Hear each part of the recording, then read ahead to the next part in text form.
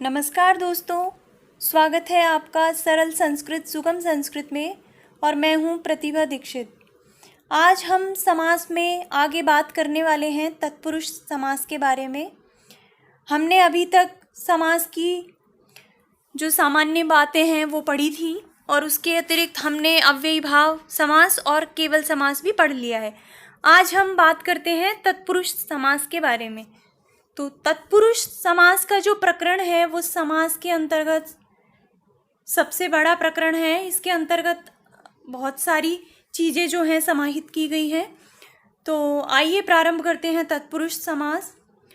प्रायेण उत्तर पदार्थ प्रधानः तत्पुरुषः, अर्थात प्रायः जहाँ पर उत्तर पद का अर्थ प्रधान हो ऐसा समास तत्पुरुष समास कहलाता है।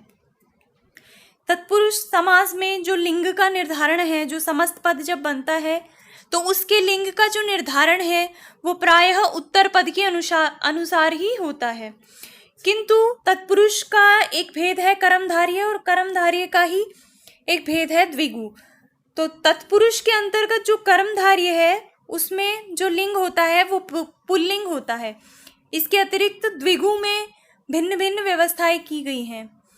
वो हम आगे जब द्विगु और कर्मधारय पढ़ेंगे तो देखेंगे कि किस तरह से लिंग निर्धारण किया जाता है। इसके अतिरिक्त तत्पुरुष समास में जो पूर्व प्रयोग है वो उपसर्जनम पूर्वम से होता है। हमने जो अव्ययी भाव समास के संबंध में वहाँ पे अव्ययी भाव समास पढ़ते वक्त जो सूत्र पढ़ा था उपसर्जनम पूर्वम की प्रथमा निर्दिष्टम समासम उपसर्जनम की समास विधायक सूत्र में जो प्रथमा निर्दिष्ट होता है वो उपसर्जन संज्ञक होता है और उपसर्जन संज्ञक का ही पूर्व प्रयोग होता है। तो ये हम पढ़ चुके हैं अव्ययी भाव समास में। तो यहाँ पर भी उसी नियम से जो उपसर्जन संज्ञक है उसका पूर्व प्रयोग होगा तत्पुरुष समास में। तो आइए बात करते हैं तत्पुरुष समास की। तत्पुरुष समास जो है उसको दो भागों में बांटा जा सकता है। दो प्रकार का होता है तत्पुरुष। पहला जो है वो होता है व्यधिकरण तत्पुरुष और दूसरा होता है समानाधिकरण तत्पुरुष। व्यधिकरण तत्पुरुष का तात्पर्य है कि जहाँ पर समास के घटक पदों में भिन्न भिन्न विभक्तियों का प्रयोग किया जाए, जहाँ पर जो समास जिन जिन पदों का हुआ है अगर उनमें जो विभक्तियाँ लगी हुई हैं वो भिन्न भिन्न हो तो वो होता है व्यधिकरण। और जहाँ पर समान घटक पदों में समान विभक्तियां प्रयुक्त हों वो होता है समानाधिकरण। तो ऐसा समास जिसमें प्राय उत्तर पद प्रधान हो और जिसमें दोनों पदों में दो या दो से अधिक जितने भी घटक पद हैं उनमें विभक्तियां पृथक पृथक हो तो वहाँ पे होता है व्यधिकरण तत्पुरुष। और जहाँ पर घटक पदों में समान विभक्तियां हो वहाँ पे होता है समानाधिकरण तत्पुरुष। जैसे देखते हैं कृष्णाश्रित, ये जो पद है कृष्णाश्रित, इसमें कृष्णम श्रितः इस प्रकार जो या फिर राजपुरुष है, ये देख लीजिए राजपुरुष है जो शब्द है इसमें राज्ञः पुरुष है। यहाँ पर राज जो है उसमें षष्ठी विभक्ति है राज्ञः में और पुरुष में है प्रथमा विभक्ति। तो यहाँ पर व्यधिकरण तत्पुरुष होता है। इसी प्रकार समानाधिकरण तत्पुरुष में समान विभक्तियां होती हैं। अब जो ये व्यधिकरण तत्पुरुष है इसको भी कई भागों में बांटा जा सकता है, इसको भी कई प्रकारों से विभाजित किया जा सकता है। वो प्रकार कौन कौन से हैं देखते हैं। व्यधिकरण तत्पुरुष में पहला होता है विभक्ति तत्पुरुष, अर्थात प्रथमा से लेकर सप्तमी विभक्ति तक जिन इस प्रकार जो विभक्तियों में जो तत्पुरुष होता है वो कहलाता है विभक्ति तत्पुरुष। द्वितीया से लेकर और सप्तमी तक जो तत्पुरुष है वो विभक्ति तत्पुरुष के अंतर्गत आते हैं। उसके बाद होता है अवयवी तत्पुरुष, अर्थात जहाँ पर दोनों पदों में अवयव और अवयवी का संबंध हो ऐसा जो तत्पुरुष है वो कहलाता है अवयवी तत्पुरुष। जैसे कि ये शब्द है पूर्वकायः, इस शब्द में ये जो पूर्व है ये पूर्व अवयव है और काय है जो अवयवी है। तो इस प्रकार का जो समास होता है तत्पुरुष में वो कहलाता है अवयवी तत्पुरुष। उसके बाद आता है नय तत्पुरुष, अर्थात जहाँ पर नय का सुबंतों से समास होता है वहाँ पर होता है नय तत्पुरुष समास। जैसे कि न ईश्वरः अनीश्वरः, इस प्रकार। उसके बाद गति तत्पुरुष, कुगति, प्रादेय तत्पुरुष भी इसमें बताए गए हैं, जिनमें एक कु तत्पुरुष है जिसमें कु का सुबंतों के साथ समास होता है। उसके अतिरिक्त गति तत्पुरुष है जहां पर गति संज्ञक का सुबंतों के साथ समास होता है। प्रादि तत्पुरुष है जहां पर प्रादियों का समर्थ सुबंत के साथ समास होता है। ऐसा जो समास है वो कहलाता है प्रादि तत्पुरुष समास, जैसे सुउक्ति, सूक्ति ही, इस प्रकार। इसके बाद आता है उपपद तत्पुरुष। जब उपपद संज्ञक का समर्थ सुबंत के साथ समास होता है तो वहां पर होता है उपपद तत्पुरुष। और उसके अतिरिक्त एक होता है अन्य पदार्थ प्रधान तत्पुरुष। उसके बाद समानाधिकरण तत्पुरुष जो है उसके ऐसा मान सकते हैं कि उसमें जो कर्मधारय होता है उस कर्मधारय के 5 भेद होते हैं। कर्मधारय जो समास है वो है कि समानाधिकरणम तत्पुरुषः कर्मधारयः, समानाधिकरणः। तो जो समानाधिकरण तत्पुरुष है वो कर्मधारय कहलाता है। और कर्मधारय जो है वो विशेषण विशेष्य के भेद से और उपमान उपमेय के भेद से 4 प्रकार का। उसके अतिरिक्त एक द्विगु होता है जो संख्यावाची होता है। ये होते हैं समानाधिकरण तत्पुरुष। और इसमें एक आता है मध्यम पदलोपी तत्पुरुष, जहां पर मध्यम पद का लोप हो जाता है तत्पुरुष समास में, वो होता है मध्यम पदलोपी तत्पुरुष।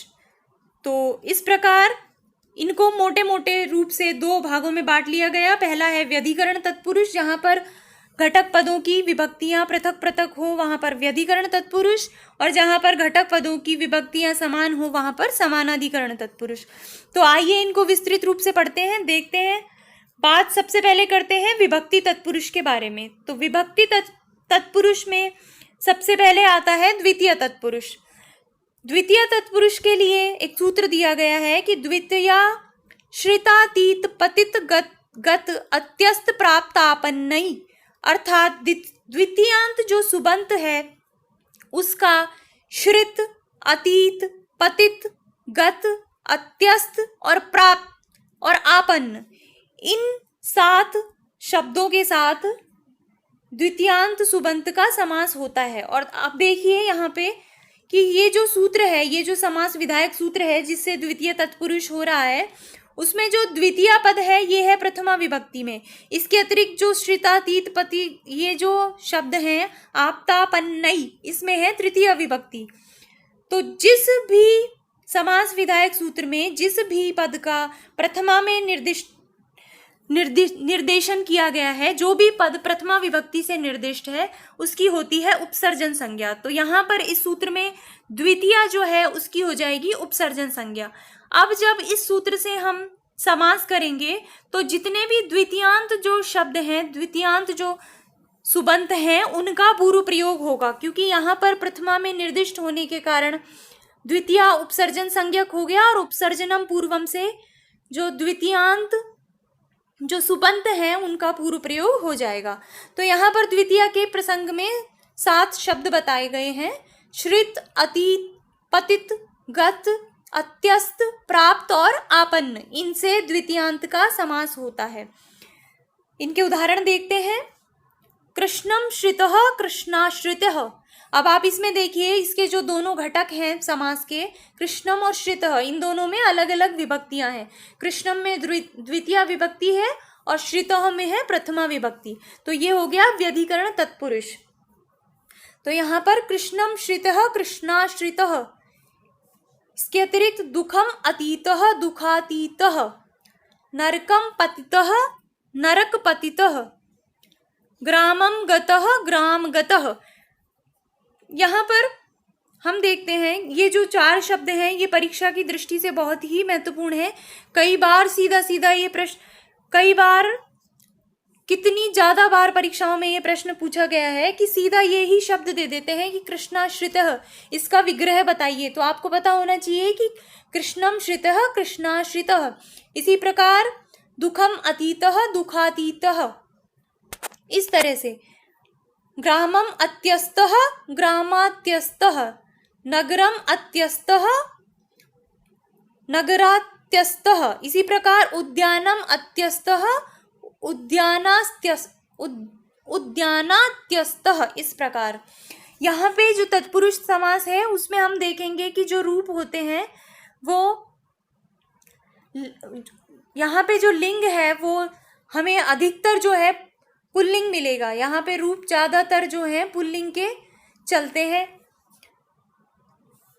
जैसे क्रामा अत्यस्तः, उद्यानात्यस्तः, दुख प्राप्तः, नरकपतितः, ग्राम गतः, इस प्रकार।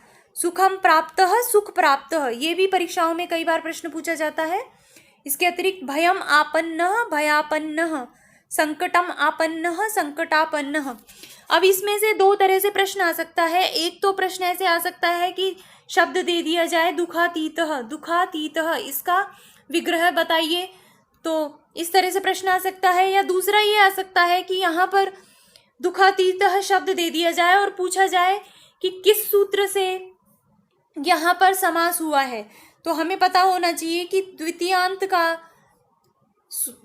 तत्पुरुष का समास जो करने का सूत्र है वो कौन सा है। द्वितीय से द्वितीयांत जो सुबंत हैं उनका किस किस से समास होता है तत्पुरुष में। द्वितीय के बाद बात करते हैं तृतीय तत्पुरुष की। तृतीय तत्पुरुष में है कि तृतीया तत्कृतार्थेन गुणवचनेन, गुणवचनेन अर्थात जो तृतीयांत है उसका तत्कृत जो गुणवचन है उससे या फिर अर्थ से समास होता है। कैसे? तत्कृत गुणवचन का तात्पर्य क्या है? तत्कृत गुणवचन का तात्पर्य ये है कि जो तृतीयांत जो शब्द आएगा उसका समास होगा जो उसी तृतीयांत शब्द से जो कृत उसके द्वारा ही जो उत्पन्न है ऐसे गुणवचन वाले शब्द के साथ या फिर तृतीयांत का अर्थ के साथ। इसको उदाहरण से समझेंगे आगे। अभी देखते हैं तृतीय तत्पुरुष जो है वहां पर 3 सूत्र हैं। स्पेशली 3 सूत्र जो है अधिकतर परीक्षाओं में पूछे जाते हैं, जिनमें से पहला है तृतीया तत्कृतार्थेन गुणवचनेन। इसका जो बहुत ही प्रसिद्ध उदाहरण है वो है शंकुलया खंडः, शंकुला खंडः, शंकुला खंडः, इस प्रकार। यहाँ पे जो ये तृतीयांत है इसका तत्कृत जो ये गुणवचन है अर्थात शंकुला के द्वारा किया गया खंड, शंकुला के द्वारा किया गया टुकड़ा। तो यहाँ पर जो ये टुकड़ा है ये इसके द्वारा किया गया है, इस तृतीयांत के द्वारा तत्कृत है ये। तो इस तृतीयांत का तत्कृत गुणवचन के साथ समास हो जाता है तृतीय तत्पुरुष, इस प्रकार। या फिर तृतीयांत का अर्थ के साथ समास हो जाता है इस प्रकार से। और जो दूसरा सूत्र है वो ये कहता है कि पूर्व सदृश सम ऊनार्थ कलह निपुण मिश्र लक्षणई, अर्थात जो तृतीयांत है उसका पूर्व के साथ, सदृश के साथ, सम ऊनार्थ के साथ, ऊन अर्थात होता है कम मात्रा में, कलह, निपुण, मिश्र और श्लक्षण, इन शब्दों के साथ तृतीयांत का समास होता है। इसके अतिरिक्त एक और सूत्र आता है कर्तृकरणे कृता बहुलम, अर्थात कर्ता और करण, ऐसा जो तृतीयांत है जो कर्ता है और करण है उसका कृदंत के साथ, जो कृत प्रत्यय से युक्त जो है उसके साथ समास होता है बहुल प्रकार से। यहाँ पर जो कृदंत का प्रकरण है उस कृदंत में गति पूर्वक और कारक पूर्वक का भी ग्रहण किया गया है। अब इनके उदाहरण देखते हैं, इनको उदाहरण से समझते हैं। जैसे हमने समझा तृतीया तत्कृतेन गुणवचनेन, इससे जो होता है वो होता है तृतीयांत का तत्कृत गुणवचन से समास। तो यहाँ पे बनेगा शंकुलया खंडः, शंकुला खंडः, इस प्रकार। तृतीयांत का अर्थ शब्द के साथ तो यहाँ पे बनेगा धान्येन अर्थः, धान्यार्थः। अब मासेन पूर्वः, मास पूर्वः, वो जो सूत्र है पूर्व सदृश आदि शब्दों के साथ तृतीयांत जो सुबंत है उसका समास होता है। तो उसके अनुसार है मासेन पूर्वः, मास पूर्वः, मात्रा सदृश्य, मातृ सदृश्य। इसी प्रकार पित्रा समः, पितृ समः, माशेन ऊनम, माशोणम, एकेन ऊनम, एकोनम। ये जो एकोनम शब्द है ये बहुत ही इंपॉर्टेंट शब्द है और कई बार परीक्षाओं में पूछा गया है। तो अगर एकोनम शब्द आपको दे और उसका विग्रह पूछे तो होगा एकेन ऊनम। और यहाँ पे जो समास होता है वो होता है पूर्व सदृश इस प्रकार जो सूत्र है उसके द्वारा। इसके बाद वाचा कलह, यहाँ पर जो कलह शब्द है उसका तृतीयांत जो समर्थ सुबंत है उसके साथ समास होकर शब्द बनता है वाक कलह। इसी प्रकार आचारेण निपुणः, आचार निपुणः, गुणेन मिश्रः, गुड़ मिश्रः, आचारेण श्लक्षणः, आचार श्लक्षणः। इसके बाद हरिणा त्रातः, हरि त्रातः, यहाँ पे जो समास है वो हुआ है कर्तरीकरणे चिकृता बहुलम। ये जो है कर्तरीकरणे कृता बहुलम इस समास से, अर्थात जो करण और कर्ता के जो तृतीयांत है, यहाँ पे जो ये कर्ता का जो तृतीयांत है इसका कृदंत के साथ समास होता है। तो ये जो त्रातः है, इस त्रातः में कृत प्रत्यय का प्रयोग हुआ है, तो तृतीयांत कर्ता का कृदंत के साथ समास होकर शब्द बनता है हरित्रातः, हरिणा त्रातः, हरित्रातः। इसी प्रकार नखै भिन्नः, नख भिन्नः, नखै निर्भिन्नः, नख निर्भिन्नः, इस प्रकार। तो ये हो गया तृतीय तत्पुरुष का प्रकरण। उसके पश्चात चतुर्थी तत्पुरुष आता है कि किन किन प्रकरणों में चतुर्थ्यंत जो सुबंत है, चतुर्थी अंत वाला जो सुबंत है उसका किन किन शब्दों से समास होता है देखते हैं। इसके लिए जो सूत्र है वो है चतुर्थी तदर्थ अर्थ बलि हित सुख रक्षितई, अर्थात चतुर्थ्यंत जो सुबंत है उसका तदर्थ, अर्थ, बलि, हित, सुख और रक्षित इनके साथ समास होता है। यहाँ पर तदर्थ से जो तात्पर्य है वो है प्रकृति विकृति भाव, अर्थात चतुर्थ्यंत का उसके साथ समास होगा जो उसका विकार हो, उससे उत्पन्न हो। इसके अतिरिक्त चतुर्थ्यंत का समास होगा अर्थ शब्द के साथ, इसके अतिरिक्त बलि के साथ, हित के साथ, सुख और रक्षित के साथ। तो इनका उदाहरण देखते हैं। इनमें जो पूर्व प्रयोग है वो चतुर्थ्यंत का ही होगा, क्योंकि यहाँ पे जो चतुर्थी शब्द है वो प्रथमा में है और प्रथमा में होने के कारण उपसर्जन संज्ञक है और उपसर्जन संज्ञक होने से इनका पूर्व प्रयोग होगा। तो इसका उदाहरण देखते हैं। यूपाय दारू, यूप दारू, ये भी बहुत ही इंपॉर्टेंट शब्द है।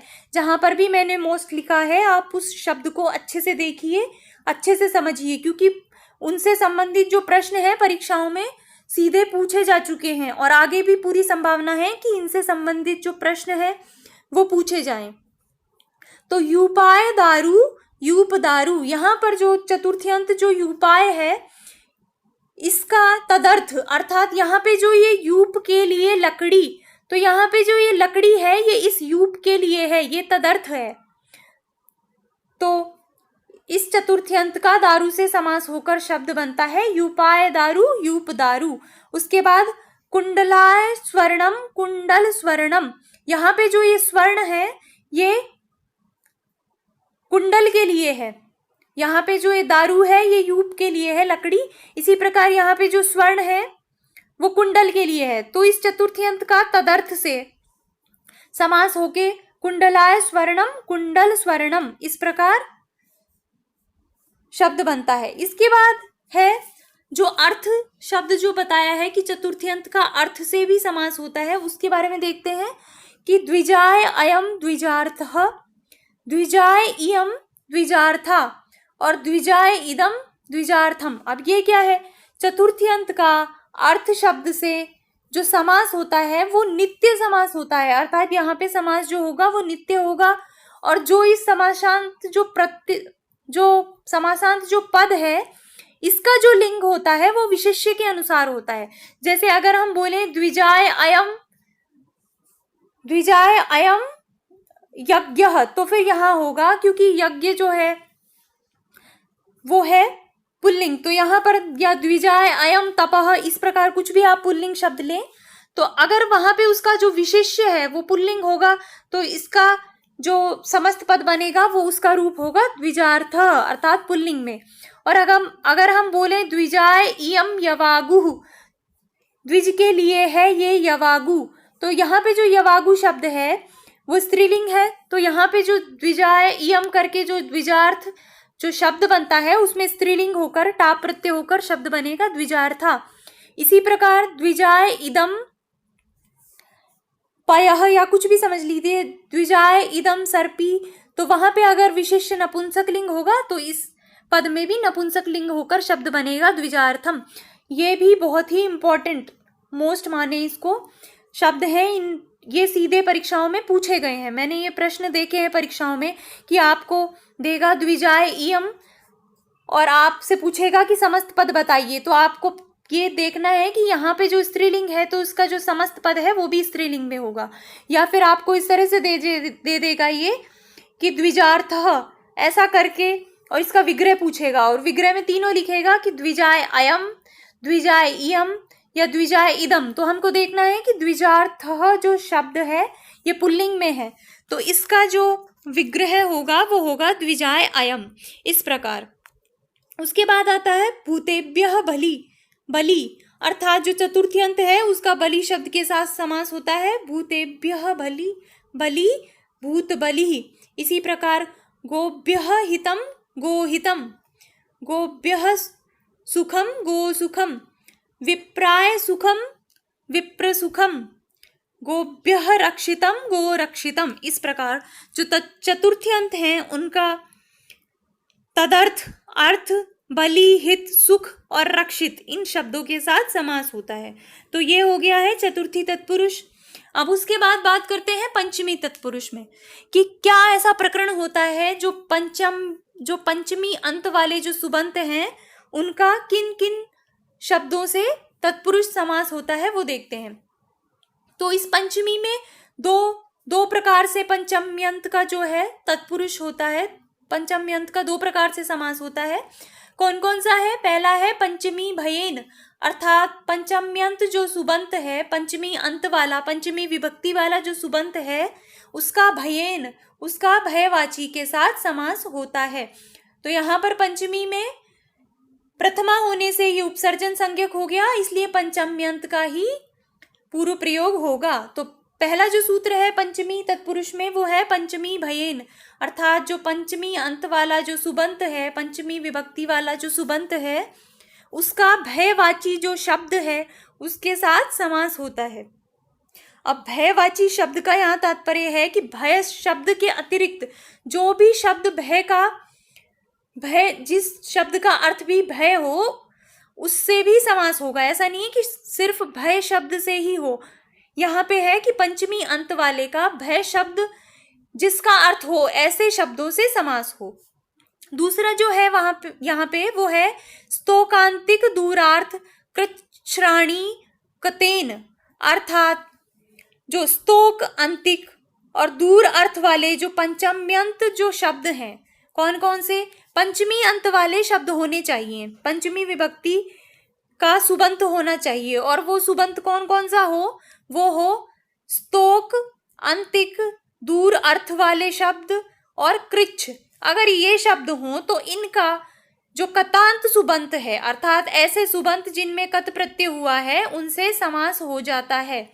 और यही जो सूत्र है स्तोकांतिक दूरार्थ, यही ये कहता है कि जब पंचम्यंत इन स्तोकांतिक का जब कतांत सुबंत से समास होता है तो उसमें विभक्ति का लोप नहीं होता। यहाँ पे जो पंचमी विभक्ति है उसका लोप नहीं होता। समास का ये सामान्य नियम है कि कहीं पे भी अगर घटक पदों को मिलाकर कोई समास हो रहा है तो वहां पे हम विभक्ति लोप करते हैं, लेकिन यहाँ पे जो ये सूत्र है वो स्पेशली ये कहता है कि अगर पूर्व में जो पंचम्यंत, स्तोक, अंतिक, दूर अर्थ वाले शब्द या फिर कृच्छ शब्द आए और उनके परे कतांत सुबंत हो, कत अंत वाले अर्थात जिनमें कत प्रत्यय लगा हो तो प्रत्यय लगा हो, ऐसे सुबंत हो तो उनका समास हो जाएगा और स्तोक आदि की जो पंचमी विभक्ति है उसका लोप भी नहीं होगा। इनको उदाहरण से समझते हैं, जैसे है चोराद भयम, चोर भयम। यहाँ पे जो समास है वो हुआ है पंचमी भयेन से। यहाँ पे भय शब्द के द्वारा भयवाची शब्द के साथ पंचम्यंत का समास होकर शब्द बनता है चोर भयम। इसी प्रकार सिंहात भीति, सिंह भीति, यहाँ पे जो भीति शब्द है वो भयवाची शब्द है, तो यहाँ पर इसका पंचम्यंत से समास होकर शब्द बनता है सिंह भीति। इस प्रकार अब स्तोकांतिक से जो बनते हैं शब्द, उन्हें देखते हैं। स्तोकाद मुक्तः, स्तोकान मुक्तः, या फिर विकल्प में इससे, सॉरी यहाँ पे विकल्प नहीं है, यहाँ पे ये है कि यहाँ पे पंचमी विभक्ति का लोप नहीं होगा। अगर हम यहाँ पे पंचमी विभक्ति के लोप की प्रक्रिया को नहीं बताते तो यहाँ पे हम स्तोक में जो पंचमी विभक्ति है उसका लोप हो जाता समास की सामान्य प्रक्रिया से और शब्द बनता स्तोक मुक्तः। किंतु यहाँ पर इन्होंने सूत्र से ही कहा है कि पंचमी का लोप नहीं करना, तो यहाँ पर जो शब्द बनता है वो बनता है स्तोकान मुक्तः। और यहाँ पे अगर परसवर्ण हो जाता है तो शब्द बनता है स्तोकान मुक्तः, और उसके अभाव में शब्द बनता है जहां पे जशत्व होता है। ये हमने सब संधि में पढ़ा है, ऐसा मुझे आशा है कि आपको याद आ गई होंगी कि जशत्व कैसे होता है और परसवर्ण कैसे होता है। तो यहाँ पे जशत्व जहां पे होगा वहां पे बनेगा शब्द स्तोकाद मुक्तः, और जहां पे परसवर्ण होगा वहां पे शब्द बनेगा स्तोकान मुक्तः। इसी प्रकार अल्पाद मुक्तः, अल्पान मुक्तः और अल्पाद मुक्तः, इस प्रकार ये हो गया स्तोक अंतिक। और ये दूरात आगतः, दूराद आगतः, कृच्छ्राद आगतः, कृच्छ्रादागतः, इस प्रकार। तो पंचमी में दो प्रकरण हो गए, एक पंचमी भयेन अर्थात पंचम्यंत का भयवाची शब्द के साथ समास, और दूसरा है पंचम्यंत जो स्तोक अंतिक आदि शब्द हैं उनका कतांत सुबंत के साथ, अर्थात ऐसे सुबंत के साथ जिसमें कत प्रत्यय लगा हो। यहाँ पर जो ये मुक्तः शब्द है ये कतांत सुबंत है। इसी प्रकार आगतः ये शब्द भी जो है कतांत सुबंत है। तो इनका समास होकर शब्द बनता है स्तोकान मुक्तः, अल्पान मुक्तः, दूराद आगतः और कृच्छ्रादागतः, इस प्रकार। इनमें से जो चोर भयम, सिंह भीति और स्तोकाद मुक्तः जो शब्द हैं वो बहुत ही इंपॉर्टेंट है। इन्हें भी परीक्षाओं में अक्सर पूछा जाता है। यहाँ से भी सीधा प्रश्न आता है कि चोर भयम का विग्रह बताइए, या फिर चोर भयम शब्द जो है ये किस सूत्र से निष्पन्न हुआ है, इस प्रकार। इसके अतिरिक्त स्तोकाद मुक्तः जो है शब्द, इसके बारे में मैंने एक प्रश्न और देखा है परीक्षाओं में कि एक प्रश्न पूछा गया था कि अव्ययी भाव समास किसका नहीं होता। वहां पे एक सूत्र है कि आंग मर्यादा अभिविधिश्च, अर्थात वहां पे मर्यादा और अभिविधि अर्थ में आंग अव्यय होता है। तो वहां पे क्या होता है कि आंग अव्यय जो है वो पंचम्यंत सुबंतों के साथ होता है। तो वहां पे विकल्प से जो पंचमी विभक्ति है उसका लोप भी नहीं होता। तो इस प्रकार से वहां जो शब्द बनता है अव्ययी भाव समास में वो बनता है आंग उपसर्ग पूर्वक मुक्ते है, आमुक्ते है, इस प्रकार वहां पे एक शब्द बनता है आमुक्तः। और यहाँ पे जो शब्द है तत्पुरुष समास में वो बनते हैं स्तोकाद मुक्तः और अल्पाद मुक्तः। यहाँ पे जो नियम था अव्ययी भाव समास में वो ये था कि मर्यादा और अभिविधि अर्थ में आंग का पंचम्यंत के साथ समास होता है। और यहाँ पे जो नियम है वो ये है कि पंचम्यंत जो स्तोक अल्प अंतिक दूर अर्थ वाले जो शब्द हैं उनका कतांत सुबंत से समास होता है। तो ये बहुत ही कंफ्यूजिंग चीज है। वहां पे परीक्षा में जो मैंने प्रश्न देखा वहां पे ये था कि अव्ययी भाव समास में उसने दो तो कोई सामान्य अव्ययी भाव के शब्द दे दिए, जैसे कि कोई सहरी, इस तरह के शब्द दे दिए, अधिहरी, और वहां पे तीसरा जो शब्द दिया वो था आमुक्त है। इसके अतिरिक्त जो चौथा शब्द था वो था स्तोकान मुक्त है। अब यहाँ पे विद्यार्थी कंफ्यूज हो जाएगा, तो यहाँ पे आप स्पेशली याद रखिए ये शब्द बहुत ही इंपॉर्टेंट है। यहाँ से सीधा प्रश्न कई बार परीक्षाओं में आता है। तो ये हो गई पंचमी तत्पुरुष। उसके बाद आता है षष्ठी तत्पुरुष।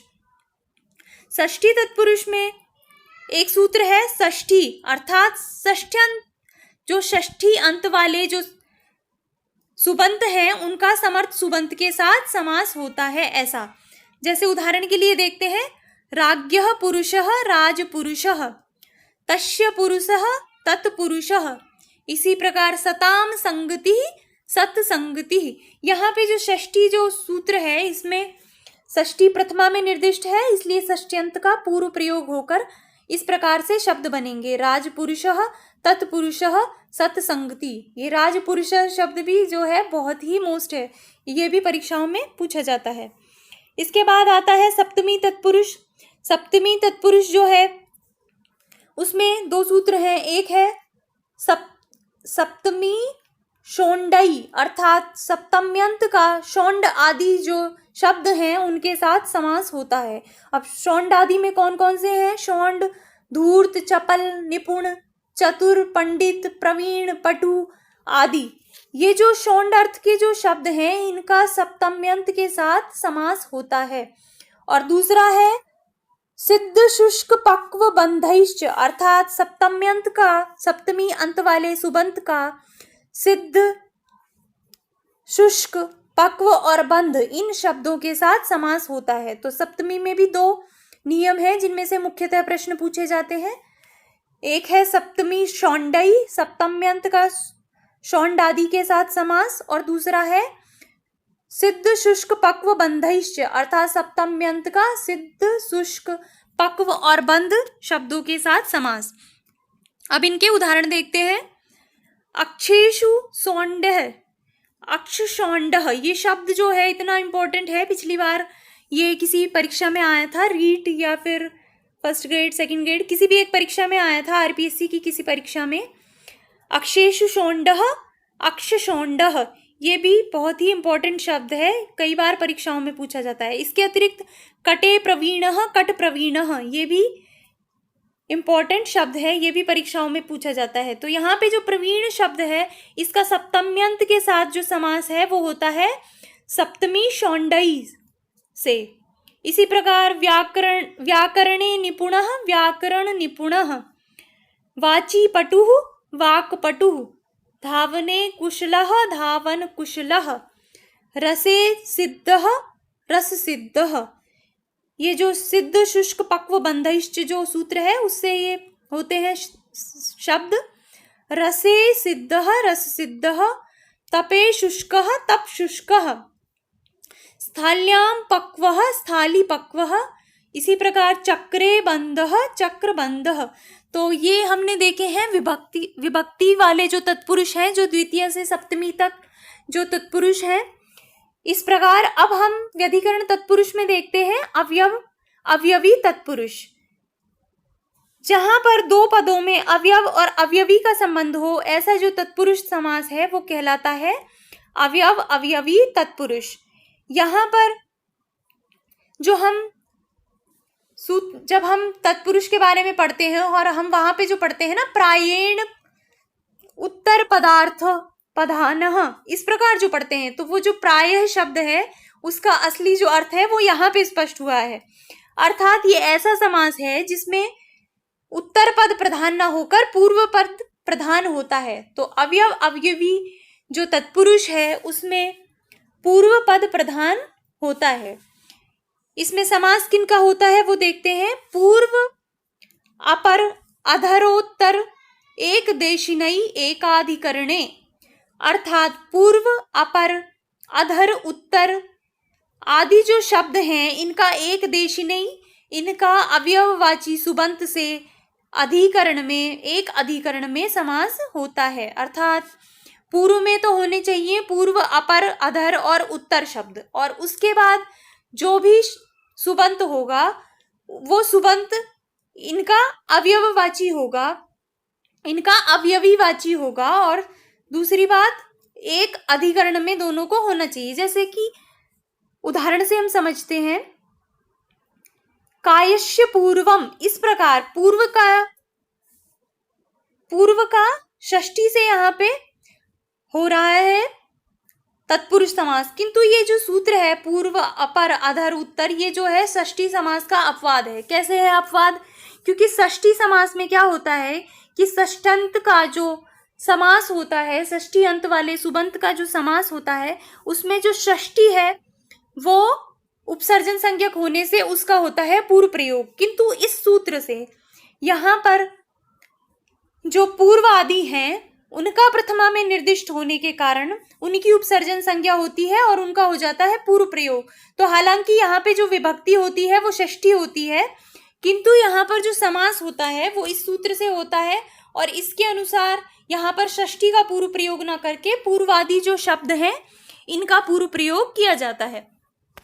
तो कायस्य पूर्वम पूर्वकायः, इस प्रकार यहाँ पे जो ये पूर्व शब्द है इसका इसी पूर्व के अवयवीवाची यानी कि काया का, शरीर का पूर्व भाग, तो यहाँ पे जो पूर्व शब्द है वो इस अवयव, ये जो अवयवी है शरीर, इसी का एक अवयव है।